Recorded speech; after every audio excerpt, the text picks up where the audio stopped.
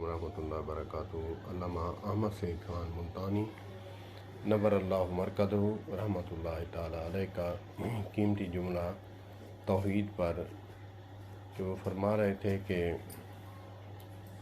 جو لوگ اللہ عز و جل کی ذات کو چھوڑ کر درباروں مزاروں پر ماتھے ٹیکتے ہیں، وہاں سے مانگتے ہیں،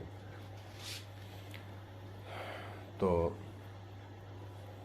انہوں نے مثال دی عوام الناس کی سطح پر اتر کر انہوں نے مثال دی، وہ میں آپ کو سنانا چاہوں گا۔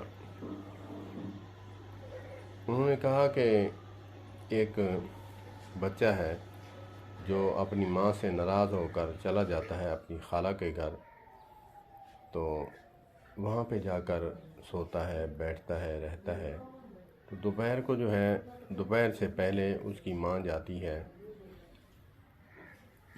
اس کی خالہ کے گھر، کہتی ہے کہ اگر پھر آ کے آئے میرا بیٹا تو یہ روٹی میں نے پکا کر دی ہے تو اس کو کھلا دینا۔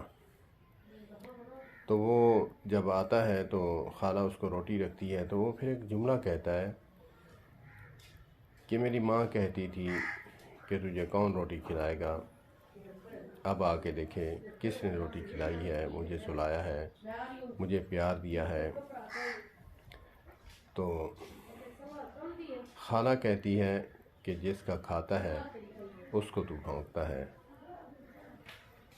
یہ جو کھانا ہے تیری ماں نے بھیجا ہے، کہا ہے کہ میرا بیٹا آئے تو اسے کھلا دینا، اسی طرح جو ہے تیری ماں نے یہ کھانا بھیجا ہے،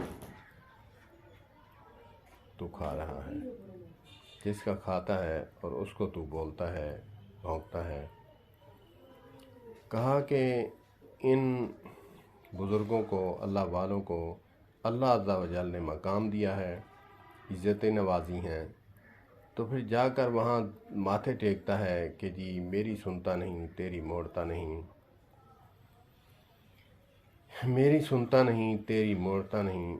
اللہ پاک تو خود فرماتے ہیں وَنَحْنُ أَقْرَبُ إِلَيْهِ مِنْ حَبْلِ الْوَرِيدِ، بندہ مجھ سے مانگ تو صحیح، میں تیری شاہ رگ سے بھی زیادہ قریب ہوں، تو نہیں مانگتا۔ تو اسی پر جملہ فرماتے ہیں کہ اللہ عز و جل نے دیا ان کو ہے،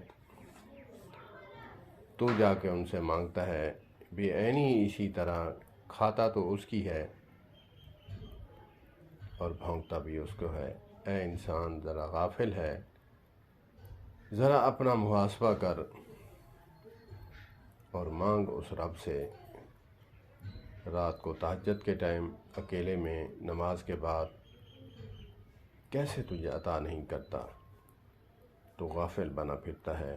اللہ پاک ہمیں اللہ عز و جل کی ذات کے ساتھ تعلق ایسا بنانے کی توفیق عطا فرمائے کہ جیسے بچہ جو ہے اپنی ماں، اپنے باپ کے ساتھ لاڈ کرتا ہے، اپنی ماں کے ساتھ جیسے لاڈ کرتا ہے۔ جیسے ایک شخص تھا تو اس نے کہا کہ اے اللہ میرے سامنے ہوتا، میں آپ کو کنگھا دیتا، تیل ڈالتا۔ تو فرشتوں نے کہا اے باری تعالیٰ آپ تو ان چیزوں سے پاک ہیں۔ اللہ عز و جل نے کہا کہ میرے بندے کو میرے ساتھ پیار کی باتیں کرنے دو، اس میں تمہارا معاملہ نہیں ہے۔